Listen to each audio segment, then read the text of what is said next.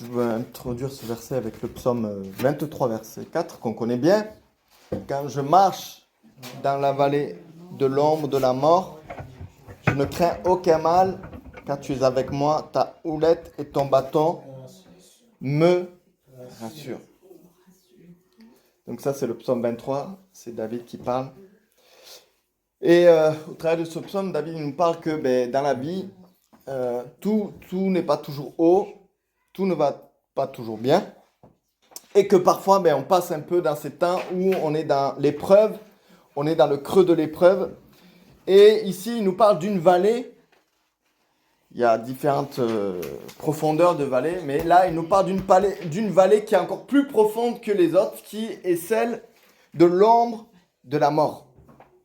Et ce lieu de l'ombre de la mort, c'est un lieu terrible, c'est un lieu de détresse, c'est un face-à-face avec la mort.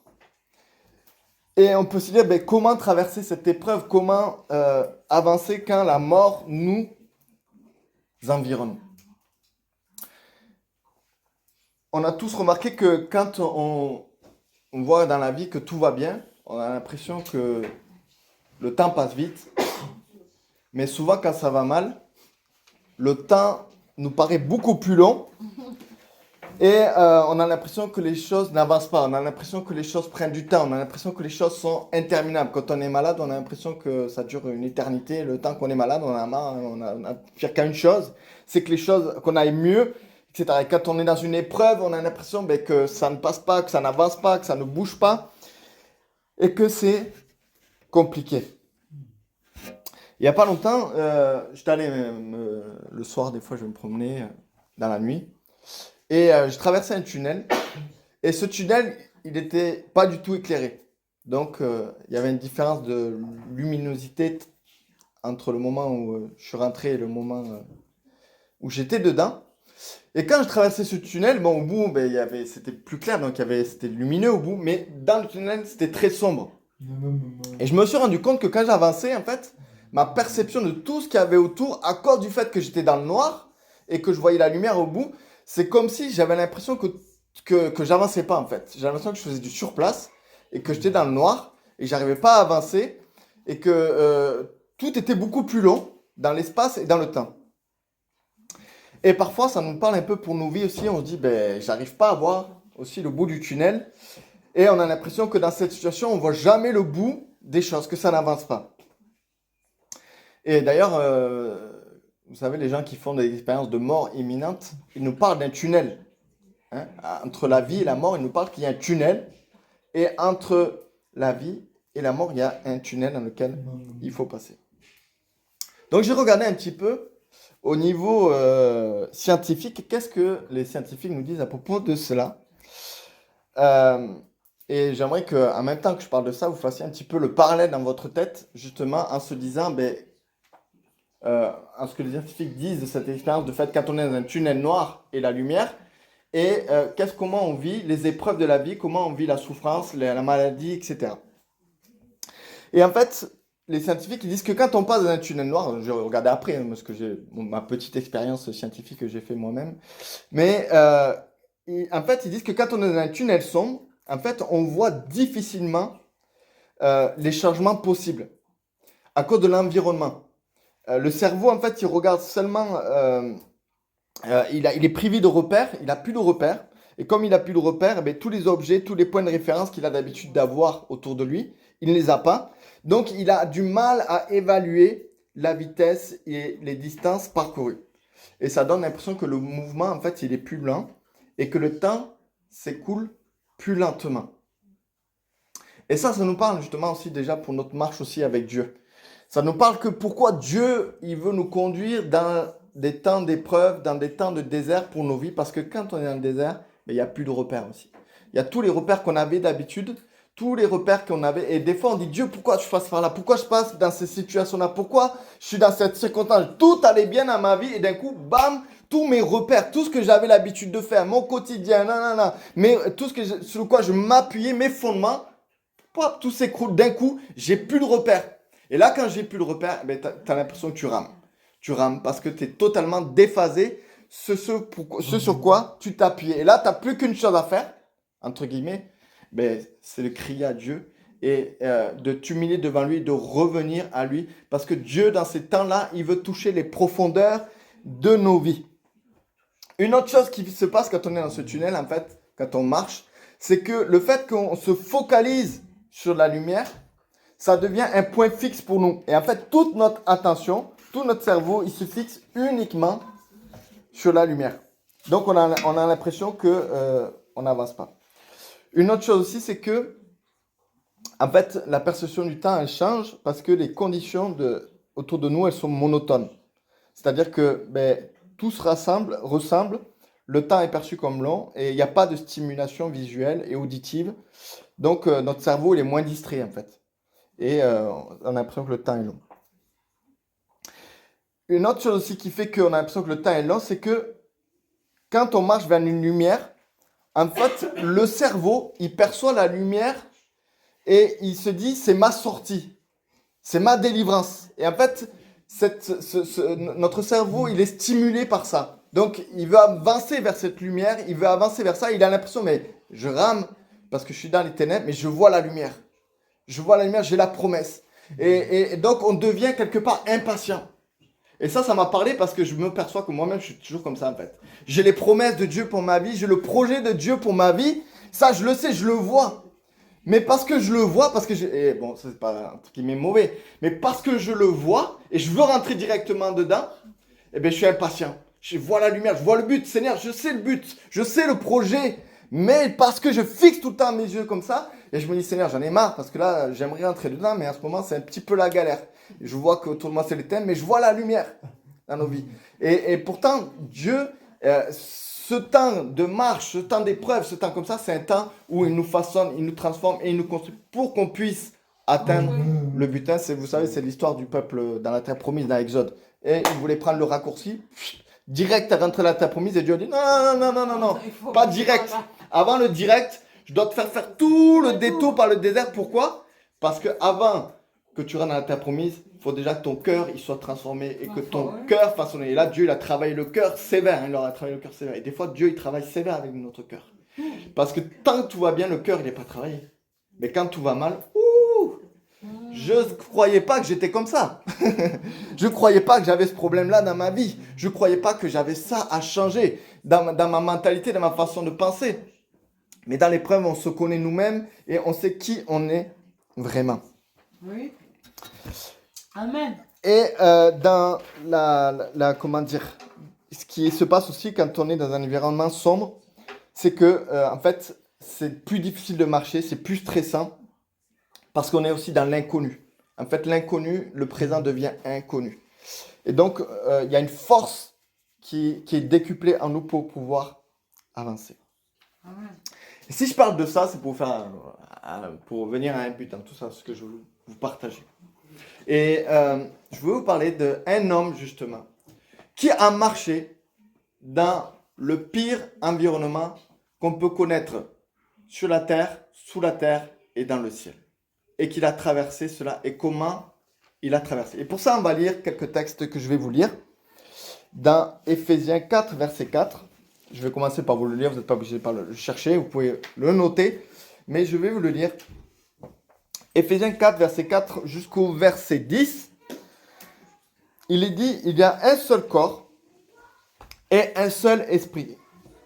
Comme aussi vous avez été appelés à une seule espérance par votre vocation, il y a un seul Seigneur, une seule foi, un seul baptême, un seul Dieu et Père de tous, qui est au-dessus de tous, parmi tous et en tous. Mais à chacun de nous, la grâce a été donnée selon la mesure du don de Christ. Et là, écoutez bien. C'est pourquoi il est dit, étant monté en haut, il a amené des captifs, il a fait des dons aux hommes. Or, que signifie il est monté, sinon qu'il est descendu dans les régions inférieures de la terre. Celui qui est descendu, c'est le même qui est monté au-dessus de tous les cieux, afin de remplir toutes choses. Apocalypse 1, verset 17 nous dit, quand je le vis, je tombais à ses pieds comme mort. Donc Apocalypse 1, verset 17. Quand je le vis, je tombais à ses pieds comme mort. Il posa sur moi sa main droite en disant, ne crains point, je suis le premier, le dernier et le vivant. J'étais mort et voici je suis vivant au siècle des siècles. Je tiens les clés de la mort et du séjour des morts. 1 Pierre 3, verset 18 nous dit, Christ aussi a souffert une fois pour les péchés, lui juste pour les injustes, afin de nous amener à Dieu, ayant été mis à mort quant à la chair, mais ayant été rendu vivant quant à l'esprit, dans lequel aussi il est allé prêcher aux esprits en prison. Donc, ici, j'aimerais vous parler du tunnel, le plus long des tunnels, dans lequel, et le plus profond des tunnels dans lequel Jésus a marché. Il est dit qu'il a marché, qu'il est descendu. Donc, il est mort et il est descendu dans les régions inférieures de la terre, c'est-à-dire dans l'enfer, dans le séjour des morts, il est descendu. Comment Jésus a pu marcher au milieu du feu? Vous savez, ça c'est l'histoire de Daniel et ses amis qui ont traversé le feu et qui ont pu traverser le feu sans être touchés. Jésus a marché au milieu d'un endroit que personne ne peut marcher. Quand on entend, vous savez, les reporters de guerre, quand on entend ces hommes, ces femmes qui ont traversé la guerre et qui vous disent leur témoignage, ce qu'ils ont vu, ce qu'ils ont vécu l'enfer sur la terre. Et ces gens-là sont bouleversés et traumatisés de ce qu'ils ont vu. Jésus est allé dans le lieu le plus terrible, le plus infernal, le plus chaud qu'on peut jamais imaginer ni expérimenter et qu'on peut voir. J'ai vu un film, c'était un reportage, oui, c'était un film reportage, on va dire, sur des gens qui étaient allés sur une île pour faire du tourisme où il y avait un volcan. Et d'un coup, ils étaient sur l'île en train de visiter au bord du volcan, d'un coup le volcan il a fait... Et là, je peux vous dire que vous les voyez, c'est filmé, c'est des images véritables. Ils filment vraiment ce qu'ils ont vu, ce qu'ils ont vécu avec tout ce qui... Et c'est terrible, hein. Il y a des gens qui sont morts et tout ça, mais c'est terrible quand on voit ça. Et Jésus, il a traversé cela. Et on a du mal à imaginer comment Jésus a pu marcher dans ce lieu-là. Il y a des témoignages, il y a des gens qui racontent leur expérience. Il y a des gens expérience de mort imminente. Il y a des gens, ils ont vu le paradis, mais il y a aussi des gens qui ont vu l'enfer. Et leur témoignage est horrible. Il y a ce passage dans la Bible où Jésus, il raconte l'histoire de Lazare, le pauvre, qui était là, et l'homme riche. L'homme riche, il a vécu l'opulence sur la terre, et puis d'un coup, il meurt, et il retrouve Lazare, le pauvre, lui qui était sur la terre et qui visait la souffrance. Et puis tout d'un coup, il se retrouve, il voit Lazare qui est dans le sein d'Abraham, dans le paradis, et il voit lui qui est dans la souffrance, qui est en enfer, qui dit, mais c'est un lieu terrible. Moi qui ai vécu dans l'opulence, moi qui ai vécu dans les plaisirs, il dit, envoie quelqu'un d'entre les morts pour prêcher aux autres qu'il faut qu'ils aillent en enfer, parce que c'est un lieu de tourment, c'est un lieu terrible. Il dit, j'ouvrirai seulement une goutte d'eau parce que j'ai la bouche tellement sèche, parce que c'est tellement un environnement terrible, humainement et horrible. Et voici ce que je nous ai dit, comment Jésus a pu traverser pendant 3 jours l'endroit le plus terrible qu'on peut même pas imaginer ni expérimenter. Il est dit dans Acte 2, versets 24 à 28. Il nous dit, Dieu l'a ressuscité en le délivrant des liens de la mort, parce qu'il n'était pas possible qu'il fût retenu par elle. Car David dit de lui, je voyais constamment le Seigneur devant moi, parce qu'il est à ma droite afin que je ne sois point ébranlé. Voilà comment Jésus a commencé à marcher. Il a dit, je voyais constamment le Seigneur devant moi, parce qu'il était à sa droite, c'est-à-dire qu'il se tenait avec autorité avec Jésus dans le séjour des morts. D'ailleurs, il lui avait donné l'autorité pour pouvoir ressusciter, afin qu'il ne soit pas ébranlé. Aussi son cœur est dans la joie et sa langue dans l'allégresse. Et même parce que sa chair ne reposera pas sans espérance. Parce que sa chair reposera avec espérance. Car tu n'abandonneras pas mon âme dans le séjour des morts, et tu ne permettras pas que ton sein voie la corruption. Tu m'as fait connaître les sentiers de la vie, tu me rempliras de joie par ta présence. Ça veut dire quoi au travers de ce texte? Verset 26, c'est que même au milieu du lieu où il n'y avait plus d'espérance, au milieu de l'enfer, Jésus a vu l'espérance. Parce qu'il avait constamment Dieu avec lui. Parce qu'il voyait Dieu qui se tenait à sa droite. Et il savait qu'il n'allait pas. C'était un lieu seulement passager pour sa vie. Ce n'était pas sa demeure finale. Mais il savait que c'était ce qu'il devait faire pour nous tirer de l'enfer.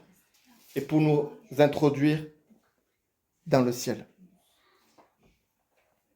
Amen. Amen. Donc, il était là avec espérance. Et c'est cette parole de foi aussi que va dire David. David, il va dire, je ne mourrai pas, mais je vivrai. Et je raconterai les exploits de mon Dieu. Je raconterai les merveilles de mon Dieu. C'est-à-dire que dans toutes les situations de notre vie, il y a une espérance. Si Jésus il a pu voir l'espérance au milieu d'un lieu où l'espérance ça n'existe pas, c'est parce qu'il avait les yeux fixés sur Dieu. Amen. C'est sûr humainement, c'est sûr circonstanciellement, il y a des situations où il n'y a pas d'espérance. Ça, c'est vrai. Mais nous croyons et nous vivons avec un Dieu qui est notre espérance. Alléluia. Amen. Donc, quel que soit le tombeau de nos vies, il y a une espérance.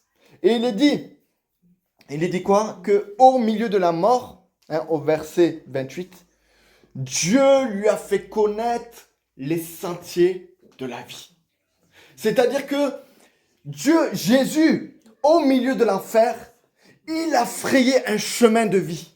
Il a frayé, dans la mort, il est venu frayer un chemin d'espérance, un chemin de vie. La vie n'existait pas en enfer.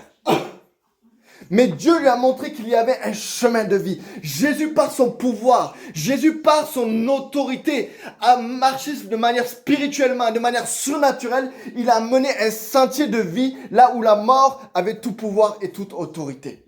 Amen. Et cette vie, il a jusqu'à ce que son corps est ressuscité. Et ça nous parle pour nos vies. Ça veut dire que même dans les chemins de la mort, même dans les chemins de détresse, même dans les chemins de désespérance, Jésus a la capacité de mettre des sentiers de vie pour nos vies. Amen. Il a fait connaître les sentiers de la vie à Jésus. Alléluia. Amen. Et il est dit, et ce qui est terrible, c'est qu'il dit, enfin c'est terrible, c'est merveilleux, c'est tu me rempliras de joie par ta présence. Au milieu d'un lieu où il n'y a pas la joie, c'est les larmes, c'est les cris, c'est la souffrance. Hein. Ceux qui rendent témoignage, je vous assure, ceux qui rendent témoignage de ce qu'ils ont vu en enfer, c'est pas pour rigoler, c'est la pire souffrance. Et au milieu des larmes, de la souffrance, Jésus avait la joie. Simplement parce qu'il était attaché à la présence de Dieu. Et ça, c'est ça qui doit faire toujours notre joie. C'est sa présence. C'est vrai qu'humainement, il y a des situations. Humainement, il y a des expériences. Humainement, il y a des choses par lesquelles on passe. Humainement, il y a des épreuves que l'on vit. Humainement, il y a plein de choses qui peuvent nous amener dans les larmes, qui peuvent nous amener dans la détresse, qui peuvent nous amener dans des questionnements, etc., etc. Mais seulement, ce que Dieu nous invite à faire, c'est pas de rester dans ces questionnements, c'est pas de rester dans ces larmes, c'est pas de rester dans ces choses-là, mais c'est de rester dans sa présence et de faire du Seigneur, de notre Dieu, notre joie. Et ça s'apprend. Parce que c'est facile à dire, mais c'est plus difficile à le vivre. Mais c'est un chemin de dire, de croire que Dieu est notre joie. Alléluia. Amen. Amen. Et moi je sais, je confesse souvent, je dis Dieu, tu es ma joie. Dieu, tu es ma joie. Parce que je sais que sur ce monde, tout passera. Que les choses de ce monde, elles font que passer. Les choses de ce monde, aujourd'hui, elles sont là. Demain, elles sont un peu là.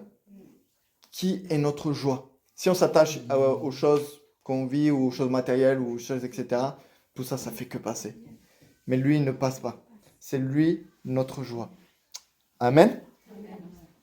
Jésus a dit, en Jean 11, verset 25, « Je suis la résurrection et la vie. Celui qui croit en moi vivra même quand il serait mort. » Alléluia. Amen. Et ça, c'est une parole de foi que Jésus, quand il s'est présenté devant le tombeau, Jean 11, verset Jean 11, verset 25. C'est une parole de foi que Jésus il est venu proclamer. Lorsque il est venu devant le tombeau de Lazare, et que le tombeau de Lazare, vous savez, pour les Juifs, les Juifs croient que, en fait, lorsque quelqu'un meurt, l'âme de la personne, l'esprit de la personne, il reste pendant 3 jours à côté de la personne, et qu'après il part. C'est leur croyance. Ça n'a pas de fondement biblique, il n'y a pas une croyance que les Juifs croient qui ne sont pas dans la Bible. Mais eux, ils croient ça. Et donc Jésus, il est venu leur prouver qu'il est la résurrection et la vie. Parce qu'il est venu, il aurait pu venir rapidement auprès du tombeau, mais il a attendu d'aller plus loin que 3 jours. Et ils ont ouvert le tombeau, ils ont dit, c'était Marc, je crois, ou Marie, je ne sais plus, qui a dit, mais son corps saint, faut pas ouvrir. Je ne sais pas si vous avez déjà senti l'odeur de la mort, mais je peux vous dire que ça vous donne de vomir. Et donc, il dit, son corps saint. Et là, Jésus lui répond, crois seulement et tu verras ma gloire. Crois seulement et tu verras ma gloire. On peut faire le parallèle, je vais peut-être être un peu glauque que ce que je vais vous dire. Mais Jésus qui dit, crois seulement et tu verras ma gloire, et imaginez un corps qui se décompose. Moi, j'étais dans une église en Suisse, à Vienne, et dans cette église-là, il y avait le bureau du pasteur, et à côté, il y avait une personne âgée. Et cette personne-là, âgée, était décédée. Et ils ne se sont pas aperçus, les gens. Et donc, qu'est-ce qui a fait qu'ils se sont aperçus? C'est que ça a commencé à couler dans le bureau du pasteur. Oh. Ah oui, et je peux vous dire, quand je suis rentré dans ce bureau, l'odeur et tout, c'est horrible. Et Jésus, il est là, et face à la mort. Face à la mort, il dit, de Lazare, il dit, crois seulement et tu verras ma gloire. Crois seulement et tu verras ma gloire. La gloire de sa résurrection. La gloire de sa résurrection qui va emporter sur nos corps. Nos corps qui est périssable. Nos corps qui n'est pas à durée illimitée. Mon corps qui fait que l'homme est sans cesse en train de vouloir essayer de dépasser ses limites.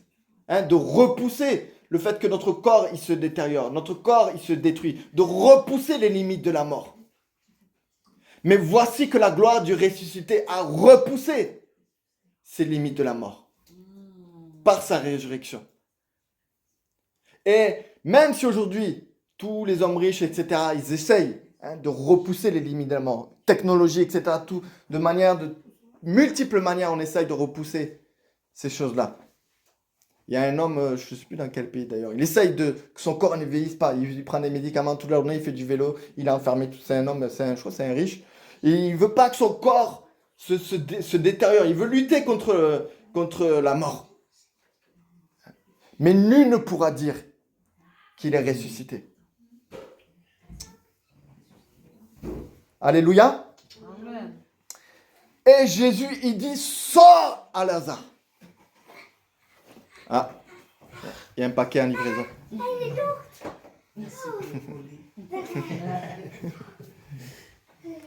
Et Jésus, il dit, sors à Lazare. Et ça, c'est pour nos vies parfois. Les tombeaux de nos vies. Les situations de nos vies qui semblent être bloquées, qui semblent être fermées, dans lesquelles on est comme enfermé dans nos vies, dans lesquelles Jésus veut nous dire non, non, non, non. Peut-être les liens de la mort t'environnent. Peut-être les liens de la mort ont commencé à venir autour de toi. Mais celui qui est la résurrection et la vie, celui qui est la lumière du monde veut venir dans ton tombeau pour que les ténèbres ne règnent pas toujours sur ta vie. Et que la lumière vienne petit à petit dans ta vie. Et que les ténèbres ne règnent pas toujours dans ta vie. Amen. Alléluia. Amen. Car il est la résurrection et la vie. Le psaume 116, verset 3 nous dit « Les liens de la mort m'avaient enserré, et les angoisses du séjour des morts m'avaient atteint. J'avais atteint le fond de la détresse et du chagrin. » Dieu veut nous délivrer des liens de la mort. Vous savez, il y a beaucoup de gens, et moi-même je l'ai vécu, quand on est dans une profonde détresse, quand on ne voit pas le bout du tunnel, quand on a l'impression qu'on ne s'en sort pas, très souvent, il y a des esprits qui viennent nous murmurer des petits mots à nos oreilles. Ôte-toi la vie. Sors de ce monde. Allez, arrête tes souffrances. Donc la mort, elle vient de manière insinueuse. Et la plupart des pensées, je vous le dis clairement, ça, vous n'avez pas besoin pour discerner d'aller très loin. la plupart des pensées de mort, elles viennent des démons. Il n'y a pas d'autre chose. Hein. Même si vous pouvez vous dire du psy, mais je peux vous dire que ça ne vient pas du psy, le plus souvent. Mais Jésus, il nous est dit qu'il est descendu dans le séjour des morts. Et il nous est dit qu'il a pris les clés du séjour des morts. Parce qu'avant, celui qui avait les clés, c'était le diable. Le diable, il tenait captifs les gens dans l'enfer.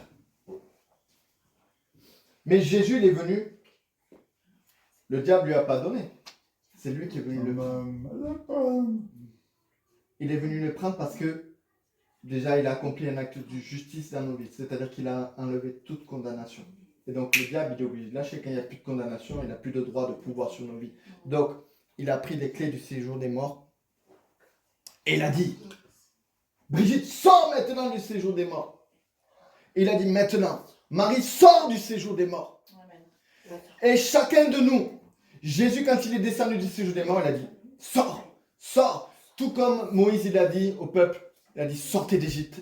Jésus nous a fait sortir. Tous ceux qui savaient de toute éternité, ça dépasse notre compréhension humaine, hein, mais de toute éternité, ceux que Dieu il avait destinés, il leur a dit, sortez maintenant du séjour des morts. Et lorsqu'il les a fait sortir, il est ressuscité et il nous a emmenés avec lui dans les lieux célestes. Et de toute éternité aujourd'hui, on est assis avec lui dans les lieux célestes de toute éternité. Parce qu'il nous a sortis de l'enfer pour nous introduire dans le royaume de son Fils bien-aimé, dans le royaume de Dieu dans son règne. Alléluia. Et il est même dit que ceux qui ne pouvaient pas du temps de Noé, c'est-à-dire avant l'alliance d'Abraham, ceux du temps de Noé, ils ne pouvaient pas connaître l'alliance d'Abraham. Donc même ceux du temps de Noé, qui ne connaissaient pas la question de l'alliance, etc. Bon, ça dépend des interprétations. Mais il est dit Jésus, lorsqu'il est descendu dans le séjour des morts, il a prêché l'évangile à ceux-là qui ne pouvaient pas, du temps de Noé, connaître cette vérité-là. Vraiment? Oui. C'est écrit dans la parole de Dieu. Ça veut dire que tout le monde, hein, il y aura personne qui pourra dire « je ne savais pas ». Et ça, vous pouvez le lire, c'est dans 2 Pierre. Ou 1 Pierre. Et nous, on a cette réalité-là en nous. Pourquoi on a cette réalité-là? Parce que lorsqu'on se fait baptiser, on est baptisé dans sa mort. Et lorsqu'on ressort, on est dans sa résurrection. Alléluia. Celui qui nous a amenés de la mort à la vie.